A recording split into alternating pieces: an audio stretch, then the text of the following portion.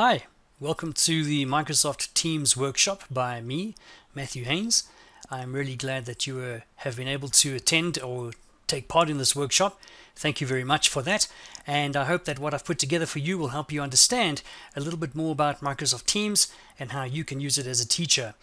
I've tried to put together all of the skills and tasks that you would need to be able to do as a teacher using Microsoft Teams in your school. So everything that I've created for you has been in that context, and I hope that this is going to be very helpful for you. First, you will notice that everything has been provided to you in the form of a Microsoft OneNote notebook, and you've got three sections: the index section, the workshop notes, and resources. In the index section, there is a welcome page. There is an about this workshop, which gives you a little bit more information about who I am and why I'm making this workshop for you.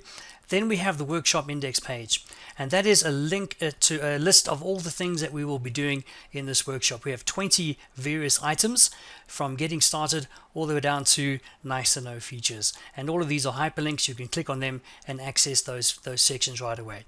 There is a contact details page. If you do need to contact me for any reason, my email address and website are there. So let's get started.